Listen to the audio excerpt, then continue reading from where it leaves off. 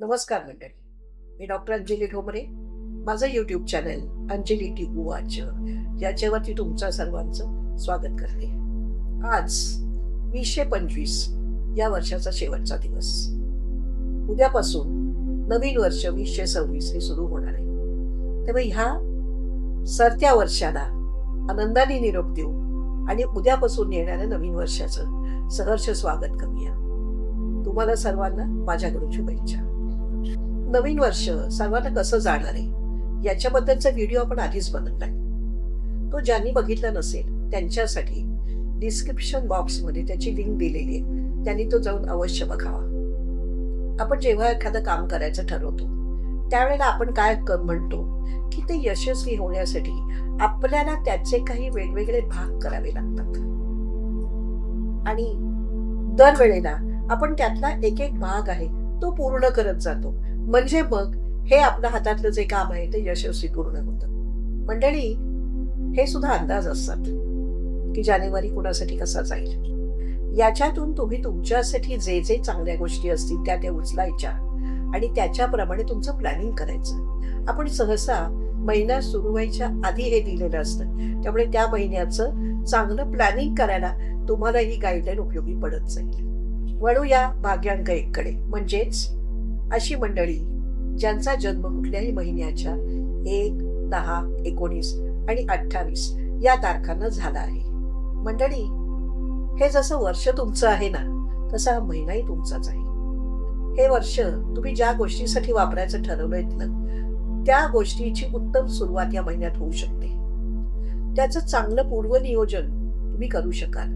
पण एका गोष्टीची खातरजमा करण्याची आवश्यकता आहे. म्हणजे जरुरीपेक्षा जास्त तर खर्च होत नाहीये ना. लीडर म्हणून तुमची उत्तम छाप पडू शकते. इथे तुमच्या कंपनीचे लीडर म्हणजे मुख्य, तसंच तुमच्या सेक्शनचे लीडर किंवा तुम्ही ग्रुप लीडर म्हणून कुठे काम करत असाल हे सर्व अपेक्षित आहे. कला क्षेत्रातल्या विद्यार्थ्यांना चांगली संधी मिळण्याची शक्यता वाटते आणि करमणुकीच्या कार्यक्रमांना हजर राहायला मिळाल्यामुळे नात्यातही बहार येऊ शकते. आता भाग्यांक 2 म्हणजेच ज्यांचा जन्म कुठल्याही महिन्याच्या 2, 11, 20 आणि 29 या तारखांना झालाय. नेहमीपेक्षा कदाचित जास्त कष्ट करण्याची आपल्याला गरज पडू शकते आणि म्हणूनच का काय तुमची कॉन्फिडन्स लेव्हल आणि तुमची प्रॅक्टिकॅलिटी याच्यामध्येही वाढ झालेली तुम्हाला जाणवेल. नेहमीपेक्षा व्यवसाय वृद्धीच्या जास्त चांगल्या कल्पना तुम्हाला सुचू शकतात आणि त्यामुळे परिपूर्णतेचा एक छानसा अनुभव यायला सुद्धा हरकत नाहीये.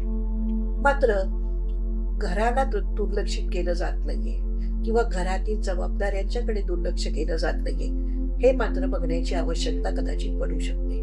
विद्यार्थ्यांना सुद्धा थोडेसे जास्त कष्ट करावे लागतील, पण त्याचप्रमाणे यशही जास्त मिळण्याची अपेक्षा करायला हरकत नाही. कदाचित नात्यात सुद्धा नेहमीसारखा वेळ द्यायला मिळेलच याची खात्री मात्र वाटत नाही. भाग्यांक 3 म्हणजेच अशी मंडळी ज्यांचा जन्म कुठल्याही महिन्याच्या 3, 12, 21, 30 या तारखांना झाला आहे. हा महिना आपल्याला काही बदल होतील किंवा काही बदल करावे लागतील हे सुचवणारे आहे. काही गोष्टी नवीन शिकाव्या लागतील ह्याचेही संकेत मिळतात. अर्थात याच्या सगळ्याचं स्वागतच केलं जावं, कारण आपलं व्यक्तिमत्व विकास करण्याची एक संधी आहे ना आपल्याला. व्यवसायात किंवा नोकरीमध्ये तुम्ही जबाबदाऱ्या उत्तम पार पाडू शकता, म्हणून काही जबाबदाऱ्या तुमच्यावरती पडण्याची शक्यता पण जाणवते.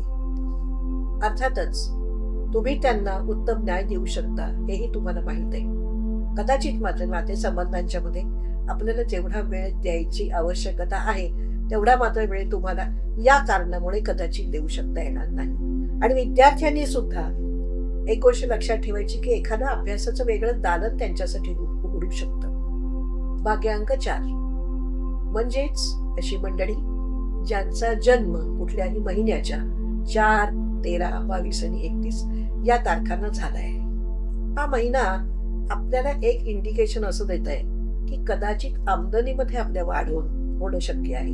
आता हा विचार आपल्याला करायचा आहे ही कुठच्या दिशेने आणि कुठच्या ठिकाणी होऊ शकतं. त्यामुळे त्या ठिकाणी लक्ष केंद्रित करून आपण पुढे जावं हा सल्ला. घरातल्या जबाबदाऱ्यांच्या मध्ये सुद्धा कदाचित तुम्हाला जास्त लक्ष घालण्याची गरज पडू शकेल. त्यामुळे त्याच्यासाठीही वेळ ठेवला जावा. सौंदर्य दृष्टीमध्ये सकारात्मक बदल झाल्याने आयुष्य छान वाटायला लागेल आणि त्यामुळेच नात्यामध्ये एक वेगळा ऋणानुबंध वाढण्याचं जाणवेल. उत्तम कल्पना सुद्धा प्रत्यक्षात आणणं तुम्हाला सहज शक्य होईल आणि विद्यार्थ्यांनी सुद्धा अभ्यासामध्ये जास्त वेळ वाढवून आपल्या अभ्यासाच्या कक्षा मोठ्या करण्याची आवश्यकता आहे. भाग्यांक 5. याचाच अर्थ अशी मंडळी ज्यांचा जन्म कुठल्याही महिन्याच्या 5, 14 आणि 23 या तारखांना झाला आहे. या महिन्यामध्ये तुमच्या स्वभावात थोडासा बदल झालेला तुम्हाला जाणवेल. एरवीपेक्षा तुम्ही कुठल्याही परिस्थितीकडे किंवा कुठल्याही प्रॉब्लेमकडे एक वेगळ्या गंभीरतेने बघत आहात असं तुम्हाला जाणवेल. कदाचित एकटे बसून एखाद्या परिस्थितीवरती जास्त विचार केल्यानंतर व्यावसायिकतेमध्ये सुद्धा वाढ होतीये हेही तुम्हाला जाणवेल. कदाचित एखादा वेगळा विचार सुद्धा असा तुम्हाला सुचू शकतो जेणेकरून भविष्यामध्ये खूप जास्त प्रगती तुम्ही करण्याची संधी पण तुम्हाला मिळू शकते. काही वेगळे आणि गूढ अनुभव सुद्धा येण्याची शक्यता आपल्याला या महिन्यात आहे. एखाद्या विषयावरती जर वरिष्ठांशी चर्चा करावी असं तुम्हाला वाटत असेल तर त्यासाठी हा महिना खूप उत्तम आहे. आणखी विद्यार्थ्यांना जर परदेशात शिकायला जायचं असेल तर त्याच्यासाठीही प्रयत्न करायला हा महिना चांगला आहे हे सुचवतोय. नातेसंबंध ठीकठाक राहतील. आता भाग्यांक 6 म्हणजेच अशी मंडळी ज्यांचा जन्म कुठल्याही महिन्याच्या 6, 15 आणि 24 या तारखांना झाला आहे. हा महिना आपल्याला नेहमीपेक्षा थोडासा जास्त व्यवहारिकतेकडे झुकून विचार करावा असं सुचवतोय. आणि या वर्षामध्ये तुम्ही ज्या काही योजना ठरवलेल्या आहेत त्या दृष्टीने सुद्धा हा जो आपण ठरवलेला असलेले दृष्टिकोन असणार आहे तो जास्त उपयोगी पडेल नाही का. कदाचित थोडे कष्टही वाढतील पण हरकत नाही का. प्रमोशनची सुद्धा शक्यता इथे जाणवते. भावनिकरित्या तुम्ही जास्त सक्षम झाल्याचं तुम्हाला जाणवण्याची शक्यता आहे. स्वतःमधील या सर्व गुणांचा विकास तुम्ही उत्तमरित्या करू शकता हेही तुम्हाला या महिन्यात जाणवेल. नातेसंबंध चांगले राहतील. आणखी विद्यार्थ्यांना महत्वाची सूचना अशी आहे की न आवडणाऱ्या विषयांचा अभ्यास त्यांनी प्रथम केला जावा.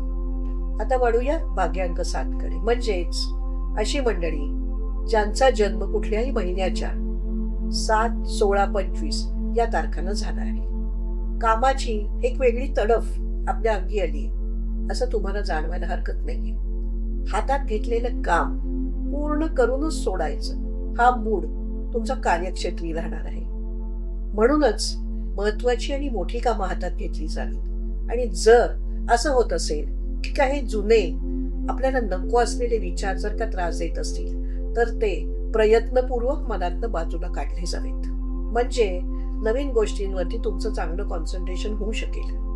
तसेच आपला इनर व्हॉइस एक चांगल्या प्रकारे सल्ला आपल्याला देऊ शकतो याचीही जाणीव किंवा चंचुप्रवेश जाणीव म्हणायला हरकत नाही.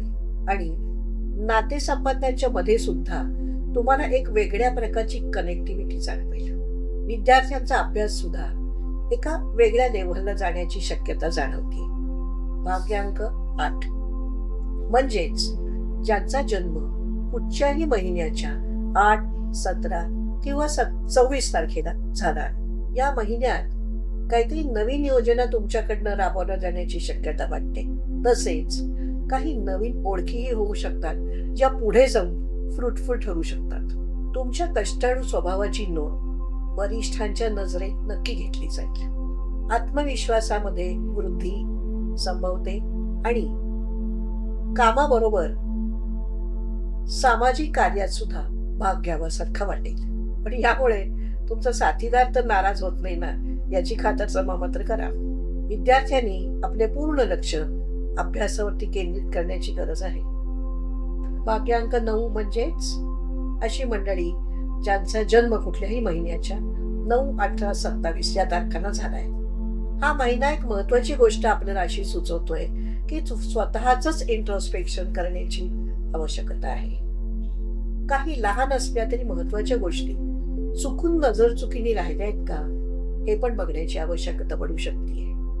सहकारी पण तेवढेच महत्वाचे आहेत. म्हणून बोलण्यात थोडं मार्ग वाढायला हरकत नाही.